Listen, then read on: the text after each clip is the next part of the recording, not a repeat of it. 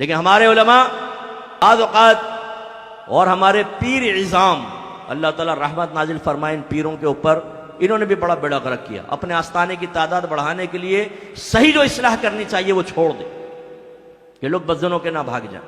فضائل کرامات ذکر کرو، اللہ اللہ. ارے پہلے بھائی مرید کو حرام تو چھڑوا دو. ٹھوس ٹھوس کے حرام کھا رہا ہے، یہاں پر آگے دل پہ ضربے لگا رہا ہے، کچھ بھی نہیں ہوگا. 100 سال ضربے لگاتا رہے، اس سے کہاں دل صاف ہوتا؟ موت کو وہ یاد نہیں کر رہا، استغفار وہ نہیں کرتا، قرآن پاک کی تلاوت وہ نہیں کرتا، اچھوں کی صحبت میں وہ نہیں بیٹھتا، ہر قسم کے گناہ وہ کر رہا ہے. آپ دل پہ ضربے لگا رہے ہیں اور کہہ رہے ہیں پاک ہو جائے گا دل، اور پھر یہ مثل آئینہ ہو جائے گا، تمہیں عرش نظر آئے گا اس میں. اب وہ کان میں پوچھے حضور آپ کو کتنی مرتبہ نظر آیا؟ کیسا تھا عرش؟ حضرت نے خود نہیں کبھی دیکھا. چارپائی کا تصور کر لیتے ہیں ہمیشہ ذہن میں اور کہتے ہیں عرش دیکھ لیا ہم نے. یہ ڈبے پیر ایسی ہوتے ہیں، یہ اس طرح بہلاتے رہیں گے بیٹا آپ کو. آپ آوارہ گردیاں کریں، ہر طرح کا غلط کام کریں، پھر آ کے 1 لاکھ کا چیک دے پیر صاحب کو اور کہے کہ حضور کچھ باطنی حالت خراب ہے، پتہ نہیں میرے آخرت میں کیا ہوگا. چیک لے کے جیب میں رکھیں گے. بیٹا تو فکر کیوں کرتا، فقیر ہے نا. یعنی کرو آوارہ گردی، کوئی مسئلہ نہیں ہے، کرو، لگے رہو، ہے نا. ہم ان لوگوں نے بیڑا غرق کر دیا ہماری قوم کا.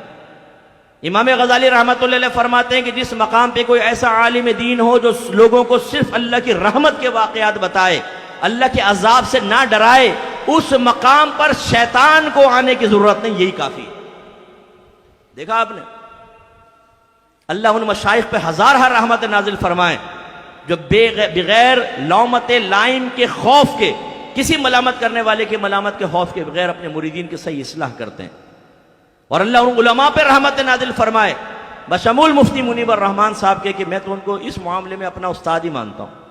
حالانکہ میں نے کتاب ان سے کوئی نہیں پڑھی ہے، لیکن جس ہمت اور جرأت کے ساتھ آج نہیں وہ سالوں سے لگے ہوئے ہیں اس معاشرے کی برائی کو ختم کرنے کے لیے بیانات کے ذریعے، وہ بیچارے کوشش کر رہے ہیں، کوئی نہ سنے تو نہ سنے. حضرت نوح علیہ السلام نے 950 سال تبلیغ کی تھی اور ان کی قوم نے نہیں سنا، تو ٹھیک ہے، پھر ان کا قصور تھا نا. لیکن ان جیسے علماء جو قوم کے سامنے اپنے بچوں سے پیار اور محبت رکھتے ہوئے آپ کی آخرت کی فکر میں اپنے دل کو جلاتے ہیں، اللہ ان پر اپنی رحمت نازل فرمائے. تو دوسرا ہمارا جو بڑا مسئلہ ہوا، ایک سرپرست گئے، دوسرا یہ نعت خانوں نے بیڑا غرق کیا، تیسرا ہمارے طبقہ علماء نے کیا کہ ان کے بیانات اس طرح کے نہ رہے کہ کرنٹ ایشوز کے اوپر کلام ہوتا، بچے چیلنجز کا سامنا کرنے کے لیے تیار ہوتے، علم دین کی طرف مائل ہوتے. جو آج سوشل میڈیا پر ہمارے مذہب اہل سنت پر حملے ہو رہے ہیں ان کے جواب دینے کی صلاحیت رکھتے، کم از کم اپنا مذہب اور مسلک تو کسی کے سامنے بیان کر سکتے. نہیں، جمعے کے بیان میں آئے تو وہی یہاں سے پکڑا وہاں سے پکڑا، ٹائم پورا کیا، غائب. کوئی سیکھنے کو نہیں ملتا. 20-20 سال لوگ اماموں کے سامنے بیٹھے رہتے ہیں، خطبہ حضرات کے، ایک چیز سیکھنے کو نہیں ملتی.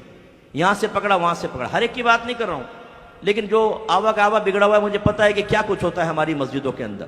اسی لیے ہمارے بچے شروع میں مسجدوں میں آتے ہی نہیں ہیں، یہ آخری ٹائم میں پہنچتے ہیں. بالکل جب کھڑ کھڑ کھڑ کی آوازیں سنتے ہیں نا گھر میں کہ اب مائک خطبے کے لیے لگایا جا رہا ہے، تو یہ بھاگ بھاگ کے جمعے میں پہنچ جاتے ہیں، اور اسی لیے سب سے پہلے یہ راہ فرار اختیار کرتے ہیں. پیچھے بیٹھو تاکہ نکلنے میں آسانی، جوتی پکڑی بھاگ گئے. تو یہ معاشرے کا بیڑا غرق تو ہونا ہی ہونا، اسی لیے ہم اطاعت سے دور ہیں. اسی طریقے سے ہماری بری صحبتوں نے ہمیں اللہ تعالیٰ کی اور رسول کی اطاعت سے دور